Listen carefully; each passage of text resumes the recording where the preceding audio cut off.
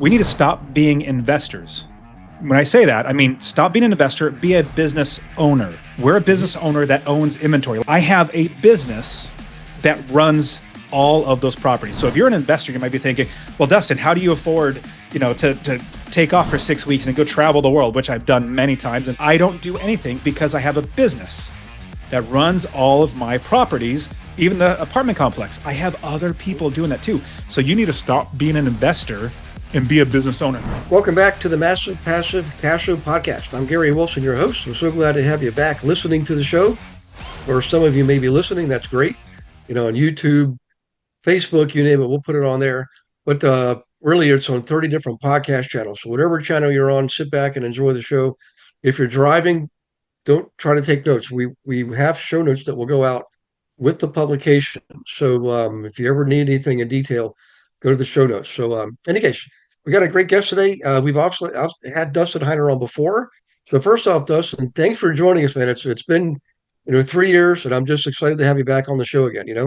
Love it, Gary. And thank you so much for having me on the show. And yeah, it has been 3 years. And then I was thinking, man, so much has gone on from 3 years now, especially in the real estate market. I'm a real estate investor. I quit my job when I was 36 or 37 years old, 2016, actually. And so now I just focus on building my business. And then now I also coach people, but it's all about real estate investing. And there's been so many changes in the market. People are asking me like, well, what about interest rates and prices and all that sort of stuff? And what I will say to anybody who will ever ask me that question, well, should we invest now? It's like, no, you should have invested 20 years ago. The next best time is literally today. You need to be investing today. Yeah. There's no bad time to invest. There's only bad deals. We need to find good deals. But anyways, I appreciate you having me on the show. I just want to see more people invest in real estate. I agree 100%. And the beautiful thing about the real estate investing industry is everybody's very entrepreneurial. We're the most entrepreneurial people you could ever meet. And one thing entrepreneurs are good at is improvising, adapting, overcoming. Whatever the world throws at us, we've got another strategy. We develop another strategy. We get together, we meet. You've got a great conference coming up. We'll talk about it in a little bit, but the Real Estate Wealth Builders Conference coming up in April.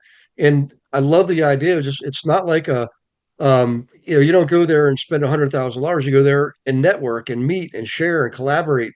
And plus making the friendships. I've gone skiing with people, like literally people have paid me to, I'm sure not paid for, paid my way to go skiing with them for a week in Vail before because we met, through some other investing colleagues. It was just an amazing way to live life. So in any case, let's kind of go back to where we were 3 years ago. We're in the heart of the pandemic.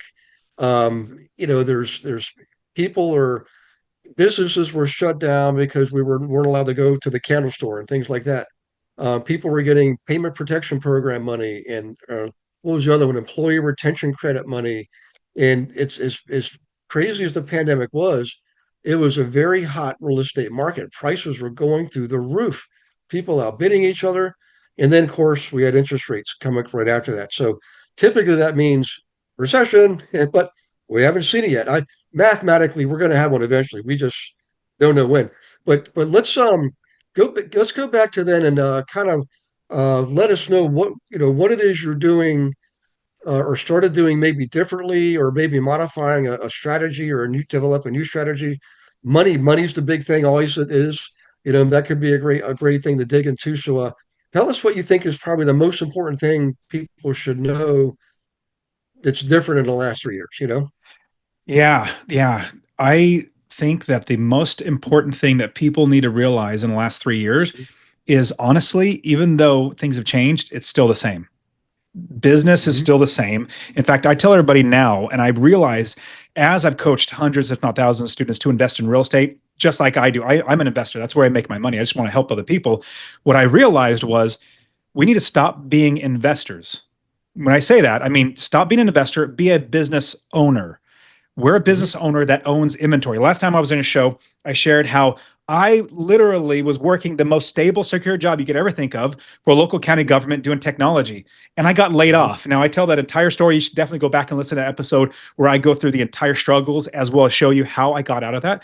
But after that, I figured out how to build a business that then owns inventory. And that inventory is my all of my properties. Now I have 30 plus properties. I have, single family homes. They're either short-term, mid-term, or long-term.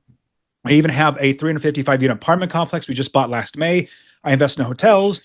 I've also coached lots of people, but what I realized was in all of these things, properties that I have a business that runs all of those properties. So if you're an investor, you might be thinking, well, Dustin, how do you afford, to take off for 6 weeks and go travel the world, which I've done many times. In fact, in just after my conference, the Real Estate Wealth Builders Conference in April, I'm going to go to Japan for 3 weeks with my family just to travel. But I don't do anything because I have a business that runs all of my properties, even the apartment complex. I have other people doing that too. So you need to stop being an investor and be a business owner. And this is quickly what the reason why I say it, and I'm going to walk you through really quickly. So imagine you had a convenience store. You want to start one, candy bars and soda machines.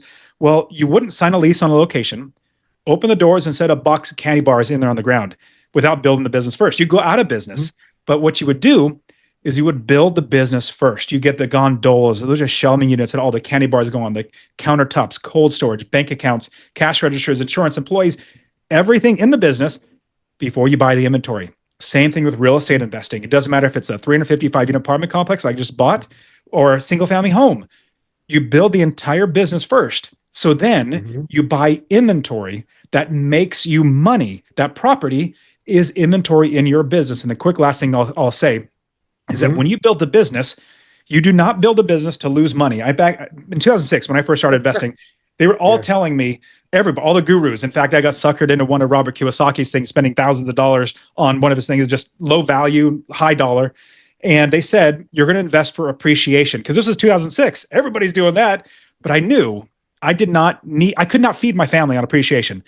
Only thing I needed was cash flow. So I didn't go after appreciation. I went after cash flow. Same thing when you're building your business.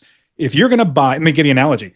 So let's say you're going to buy a candy bar for 50 cents and all day, every day, you could sell it for $1.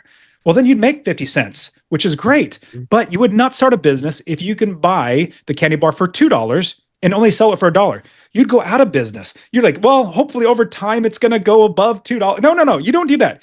You buy it knowing you're going to make money. But one quick last thing, when you invest in real estate, what is great is, let's say you didn't even have that 50 cents to buy that candy bar, but it took you 25 cents or cost you 25 cents to borrow the 50 cents. And then you're only out of the pocket 75 cents, but you knew you could rent it or sell it for $1. You're capturing 25 cents every candy bar. You're thinking, how many can I borrow more money to buy more candy bars to sell them? Same thing with real estate investing. Stop being an investor, start being a business owner. When you're a business owner, no matter what happens in the economy, in the market, if interest rates go up, it doesn't matter. Our tenants pay for that. If taxes go up, insurance go up, it doesn't matter. Our tenants are paying for that. So if you realize you become a business owner, then you make money every single month and you hire the experts that are going to do all the work for you so that you don't have to work at all. So that's what I'm seeing is it's still the same. Even though things have changed, we still build a business, making sure that it cash flows and we have experts doing the work for us. Yeah. It's funny. I am so glad that you brought that up because you're the first person ever. Well, we've been doing this podcast for 7 years. Whoever brought that up themselves to say, you know what? Successful investors are not just successful investors, they're actually successful business people. When you treat your investment like a business, got income expense, asset liabilities, you got your customers, clients who pay you every single month, to have your product, which is your rentals. And you have clean operations. I mean, you maximize, we call it upside potential and minimize downside risk. I mean, you have to think, feel, speak, and act like a business person because too many people get into it. I've seen it. They have regular jobs, and I see this a lot with the doctors. Unfortunately, now a little quick caveat here: dentists actually do really well with this for some reason. I think the Dental Association must be the best coaching organization on the planet because those guys and gals know how to create and run a business. But in any case, back to what I was saying, most people don't think about that. They think, I'm going to buy a duplex. I'm going to get this free money coming in every single month. I'm going to relax and take vacations. And because they see they get a tax rate too. It's passive income. They don't have to pay FICA on it's not earned income. But it's just a terminology the IRS uses. Passive doesn't mean you don't have to be actively involved. You do it even if you do like you've done, which is you delegate responsibility. You still have to know who to hire, and you have to know how to delegate. What are you going to train them to do? How are you going to train them? Do you have a training manual? Do you have procedures and procedures manual? Things like that.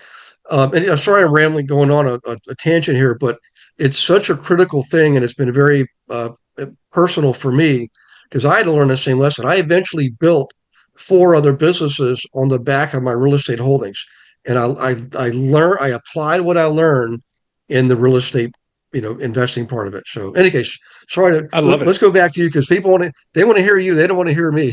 So, you know. Well, I mean, and I'm 100% on board with you.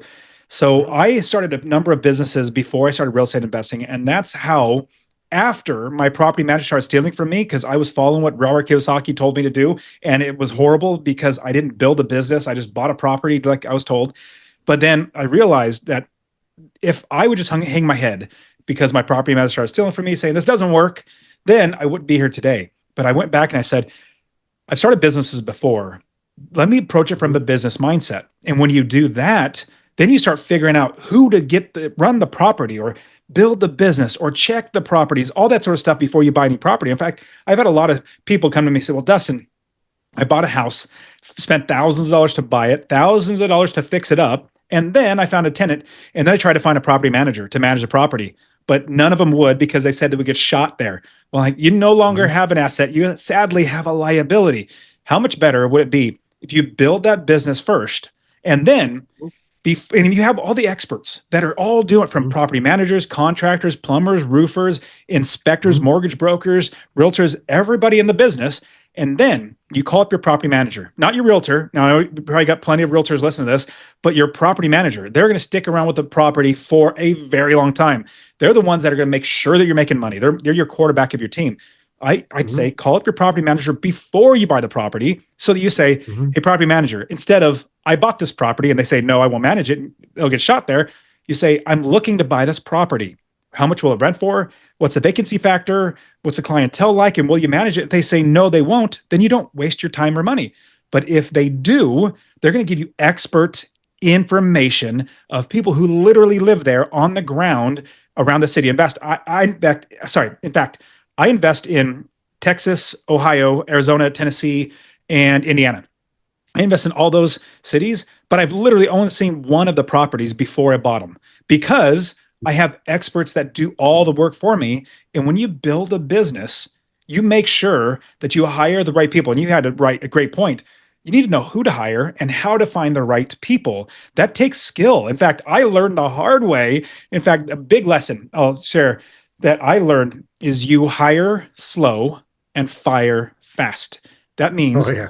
you take your time in finding the right person. Remember that analogy of having a convenience store. Let's say you get Mhm, everything set up, you got everything ready. You're about ready to open doors. You're like, man, I need a manager. You see somebody walking across the street and says, hey, you got a pulse? Come on in here and manage my business, manage my money, my customers, my employees, my everything. No, you wouldn't do that. You would interview lots of people many times to make sure you find the right person. Same thing with real estate investing. For my 355 unit apartment complex, we took our time finding the right people to run the business. Same thing with a single family home. I have an Airbnb that I made sure that I took my time and interviewed many, many companies, property managers, to make sure I find mhm, the right one. When you do that, you find the right one that's trustworthy, has great communication skills, that actually gets back to you, because that's the thing. Property managers probably won't even call you back sometimes because they're not very good. And you also know that they are experts in there because they walked you through. They know, you know, their portfolio. All that to say, when you build a business, it's the same with every single business that you build. It's a service. Maybe it's a product. You might be selling a product, but you're still providing something in exchange for money. And all it comes down to, you build a business, whether it's real estate or you're selling something as a business, it all comes down to the exact same thing. We get the right people, make sure we're providing great service at a valuable price that they're going to say, this is a good service or this is a good product. If you can do that, you're going to be successful in any business that you start. Did you know that you can participate in class every Monday? We call it Monday Night Live, 7 p.m. Eastern, with me and dozens of other investor agents from around the country, in fact, the world. Every Monday, totally free. No selling, no recruiting, just straight up education on anything and everything in real estate. And we have a lot of good guests coming on once or twice a month, bringing in expertise on subjects like how to buy a house with crypto. Okay. How about them apples? What about AI? How's AI affecting our business?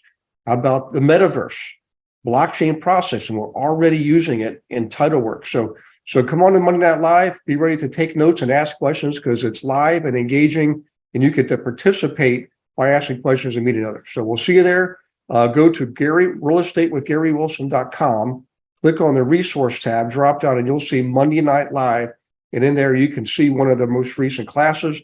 But more importantly, you can register for class as many as you want going up to like the end of the year, I believe. So in any case, do that. We'll see you on Monday Night Live. Look forward to meeting you in person. Take care. Yeah, I agree. I agree 100%.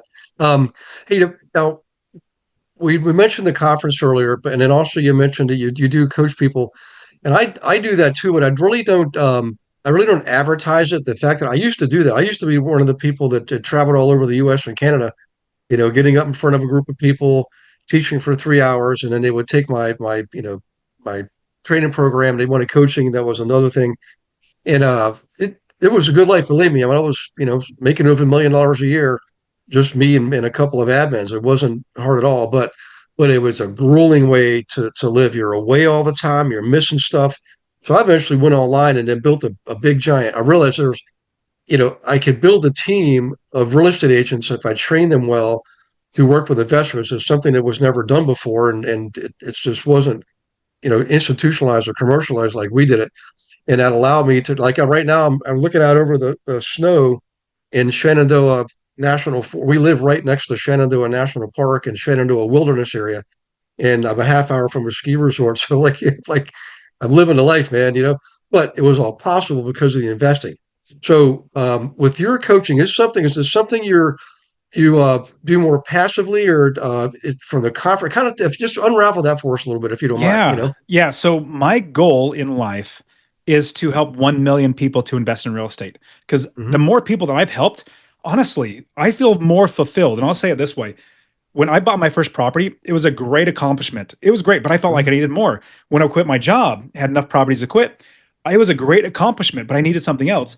When I helped my first student to buy the first property, I felt fulfilled. I felt like I helped another human being get what they wanted. And then when they reached their goal of being a financially independent or quitting their job, and I call it a just over broke job, a JOB, because you're living just over broke when you're working for somebody else, I feel so much more fulfilled. So now my goal is to reach as many people as possible. In fact, I give away my books. I have my podcast. It's literally just a solo show. I just literally coach. I've been doing it since 2016, I think, just giving out all this information. And then even my course, I have a free course. Anybody, go ahead and take it. I want to see you have success. And the same thing with my conference. Now, the conference isn't free. Everything else is free, but hotels are very expensive. I know if you've been traveling, speaking, you understand hotels, like even just 1 gallon of coffee is $125 plus 25% on top of that for gratuity. It's just crazy. Oh, yeah. So I put on an event that helps people to connect with each other and get with other experts who are coaching them how to invest in real estate. So I personally, in fact, I've been blessed. I've had a lot of students graduate through Master Passive Income. That's my brand coaching, that they become coaches.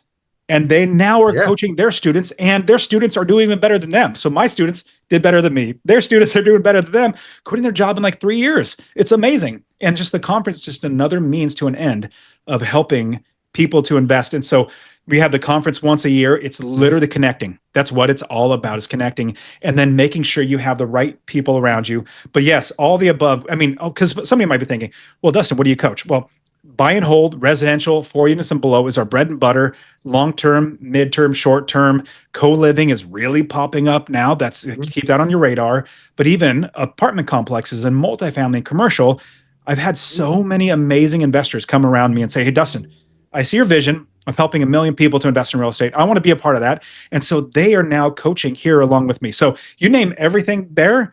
And one quick thing. So we had the conference, and then it was a need that people started saying, well, Dustin, Do you have something going on monthly in my area? I want to have a monthly meetup. And so we started that too. We have the Real Estate Wealth Builders clubs, and we have Charlotte, Phoenix, and Denver now. It's free. Just go to the meeting, start meeting other investors. That's what we're all about, is just connecting everybody together and seeing Mhm. people succeed. Yeah. So that group that's in Charlotte and Denver, what's the name of that group? The The Real Estate meetup? Wealth Builders Club, we call it Rube Club. Gotcha. Real Estate Wealth Builders Club. Okay. And did they meet online and in person too, or just what's the Just in person. Yeah, it's in Charlotte gotcha? and University Hilton in Charlotte. And I can't remember the exact date. I think it's the third Monday of every month Okay. they meet, and it's literally a community. That's what we're just, hey, we're all Yeah. together. Let's help everybody out. And you're close. I mean, that's relatively close. It'd be great to Oh have you yeah. there. Yeah. I mean, I know at the let's see, end of February. Actually, I won't be going through Charlotte. I'm going to Birmingham, Alabama, and then from there down the coast of Florida. Normally, I would be in Florida by now, but we've had some family events, and we're going to be wrapping things up here in the next couple of weeks. So, but in any case, uh, I know I was going to ask you this. So the conference in April, where is that located? It's in St. Louis. We move every year. Okay. This year it's in Hmm. St. Louis, a very central location. There's so many flights Yep. direct into St. Louis. It's actually so central that it's one of the biggest hubs for every flight for connecting. And we're at Yeah. a fantastic hotel called Union Station, and it is Hmm. an old train station, like Grand Central Station in New York. Think of it like that, but Hilton refurbished it into a hotel and amusement park, like a mini theme park there. It's an amazing hotel. But a big reason why, there's a lot of investors in St. Louis as well that Oh invest yeah. in St. Louis and all over. So we move every year. So 2025, April 10th through the 12th is going to be in St. Louis. Next year, it's going to be in March Hmm. in Nashville. We're moving to Nashville. So we just Nice. love to move and be around everybody. Yeah. Yeah. Two great areas, and you're right. I mean, if you in both of those areas, by the way, if you just look at a map, they're so geographically perfectly located. Within a day's drive, you got some major metropolitan areas. And I remember St. Louis. I actually taught there, I think, four different times. And I think the last time I was there, I started relaxing, getting the audience more involved and asking them to get up and share. And this lady stood up, and because we had investors in from all over the U.S. and Canada and even some foreign countries, and she said, "We can't figure out what you guys are waiting for. Where are all you investors? We got all these products. We can't take them all. If somebody help us, everybody just started laughing. Love Um, it. yeah. Hey, let's talk about strategy a little bit. So, when I first started, it was real simple. I'd buy a duplex, triplex, fourplex, rent them out, typical year-long leases, and I was doing really well. The ratio of cost to rents was very favorable. And in the last couple of years, of course, we've had the massive price increases, the interest rate increases. So everybody's saying, well, cash flow is being squeezed, and I'm thinking, well, that's only true for one strategy, which is the long-term hold, typical one-year rentals. Yeah, you're going to be squeezed unless you put a lot of money down. So what's one of your favorite strategies, or a couple of them that you go to that could work in markets where maybe the appreciation's been much greater, so the rents to cost basis is tighter. If just share, maybe unravel that a little bit if you don't mind. Totally, totally. And I'll tell you, I absolutely love long-term 12-month Mhm. leases. I love those. There's so much money in the long run and so much less headache. It's fantastic. Now, some people might be thinking, well, Dustin, in my area, the price is really, really high. The rents aren't really, really high. So it's going to be hard to do long term. Well, I'm going to tell you, why do you want to, or why do you need to? Like, why is it a must that you have to invest in your area? We invest all over the country. Like I said, I invest in 5 different states. I've literally only seen one of the 30 properties that I've ever bought. So long-term buy Mhm. and hold, a great way to make sure that you're making the buy and hold work is looking at the Mhm. business model and saying, should I do it long-term or midterm, which is 30 or 60, 90 days? You have to furnish it, which is Mhm. really nice. You make more money. I'll give you a couple examples in just a second. And short-term is another great way. You make more money. We all know Airbnb, but you make more money, but there's a lot more turnover, a little more headache. And there's also co-living where you rent out per room. A lot of Yeah. different great ways to do it. But here, before I get into any of that, like the strategies there, I personally suggest not buying a house unless you know you could rent it for long term and still make at least a little bit of money, $50 to $100. Yeah. Because if you're going to buy a short-term property, hoping that it's always it needs to be rented like almost every single day in order for you to make your mortgage payment because you paid way too much for the property, you're going to be hurt. In fact, in Arizona, there are Mm-hmm. 90,000 short-term properties just in Arizona. These were homes that were long-term rentals or Mm-hmm. primary residence for somebody to live in. So you now have a glut of inventory there of short-term properties, and now they are staying vacant because there's so many. And what's going to happen? Honestly, I'm very excited. The people that didn't do it wisely, they just overpaid thinking, I'm going to Airbnb this. Those TikTok gurus said they had two properties and they make $1 million a month. I'm going to do it too. They're going to be sadly hurt. And I'm going to be there to pick up the pieces, buy the properties, because they're going to have to sell them for pennies on the dollar in foreclosure. That's going to happen. So just watch, you'll see it. But let's say you have a property. Say, Dustin, I found a property that I could rent it long term and I can make $100 a month in passive income. But I also think that I could rent this as a short term property. Like, fantastic. Because if everything hits the fan and everything's bad, COVID happens again, you can get a long term tenant in there and still make money and make your mortgage payment. But Mm-hmm. you also have the option now of putting in a short term tenant, which is Yeah. fantastic. I have properties that are midterm where they're 30, 60, 90 days, like traveling executives. In fact, I have one in Phoenix where there's spring baseball. Right now, somebody, I think for maybe like Dodgers or some baseball team, paid me $7,200 for 42 days to stay in my 3-bedroom, 2-bath. It's like, Mike, of course, I'm definitely going to have you in there. And so here's the idea that I want everybody to take away. Number one, buy and hold is by far the best thing you could do. I'm going to give all my properties to my kids. If I sell it, I lose that. I'll just refinance and take the cash out and buy more properties. But with that, the buy and hold, you have all these different strategies that you need to be able to understand. Have somebody else that it can walk you through it to make sure you're not going to mess up and do it wrong. But honestly, buy and hold long term, short term, midterm, and even co living. I'll quickly touch on co living. Co living is going to explode because unaffordability, or it's really hard to buy a house. Houses are so unaffordable, and also this generation that's coming up, like 20-year-olds, they're getting so used to the idea of they can't buy a home. Back when I was younger, obviously you as well, being like when prices were affordable, we could buy a house and we had that as an idea. But now that's literally thrown out the door. Now what they're doing is they are looking just for a room. Everybody only has, let's say, $1,500 to rent. But if a rent for a house is like $3,200, they're like, I can't afford that. How can I Yeah. then get somebody else and live next to, or in another house? Sorry, in the house, in another room with a co-living. So these are all strategies that if you do it right, plan for long-term buy and hold, and then you have options to make more money. And quick last thing, because I got to say this.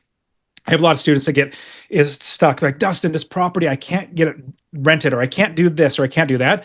Well, we have all these different options. In fact, one of my students, he wanted to have it as a short-term property, but it wasn't renting. This wasn't a lot of traffic. So we turned into a midterm rental. Worked out fantastic. There's nurses in the area that were working there. Even he took his home equity line of credit on his primary residence. He's a pastor up in Sacramento, didn't have any money. But anyways, long story short, home equity line of credit, bought this house with none of his own money out of his pocket. Then once it got rented in a midterm rental, refinanced it, pulled the cash out, paid off his home equity line of credit. Now he has a house with none of his own money in the deal. So these are just one of many, many options to how to make sure you're making money from properties, and how to find money to buy properties, and how to make sure that you're not going to get hurt if anything ever happens in the economy, like in a negative crash or something like that. Yeah. It's funny as you were talking, I'm thinking through some of the areas that I like the best. And it's typically what we do is we look at the hardcore numbers. We look at the MSAs, the biggest MSAs. But what we have done over the years is we started shifting away from the larger MSAs because there's more regulation. Whenever you have a big city, you're going to have more regulations. You know, the permitting for remodeling, occupancy, permitting for occupancy. And they just tack on stuff. I was in Pittsburgh for a while. They just started adding things. I swear there was one fee.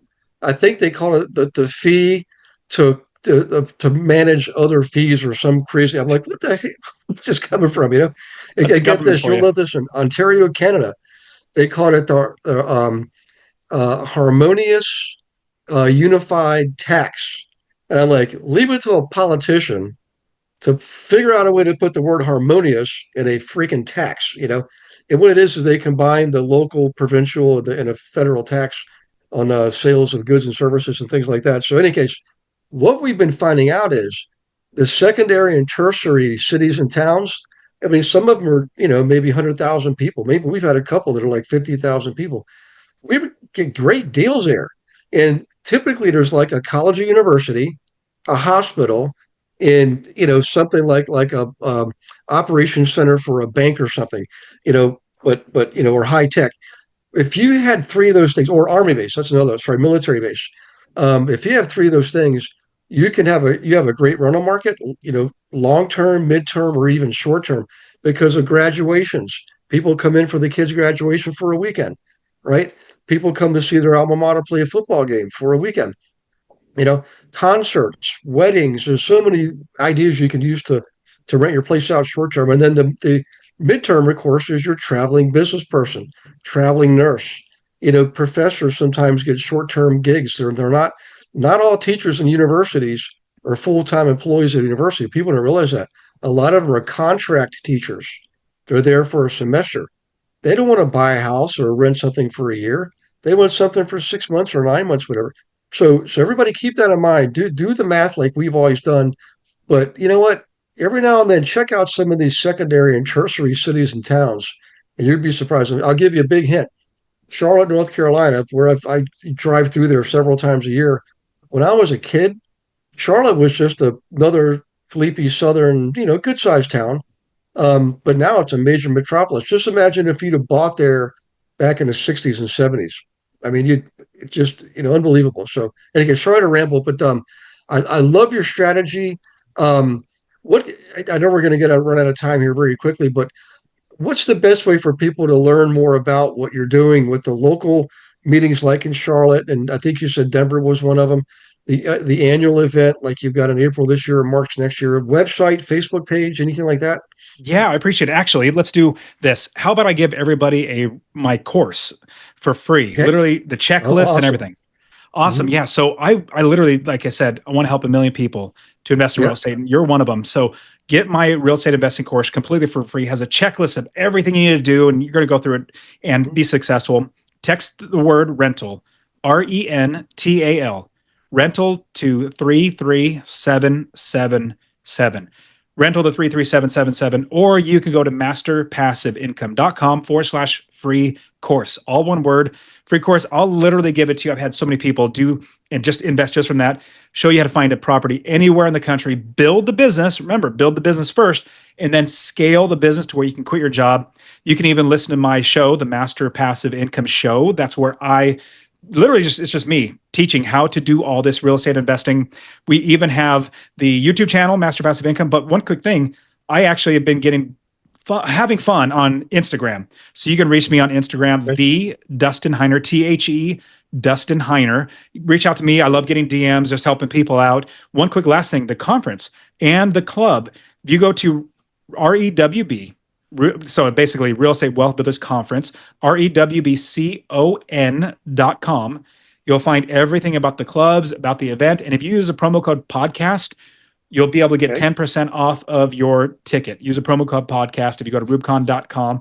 I just want to help everybody to invest. And this is just another way to do it. And you're going to help me feel so much more blessed because I get to see Hmm. you succeed in real estate investing. But it's been great. I Yeah. love seeing people like you, Gary, having a platform that just helps Hmm. and serves people. It's just remarkable. So everybody, you also need to go back Yeah. and give Gary's show a 5-star review. That's just you need to be able Yeah. to help out just a little bit for Yeah. a free show that gives out so much value.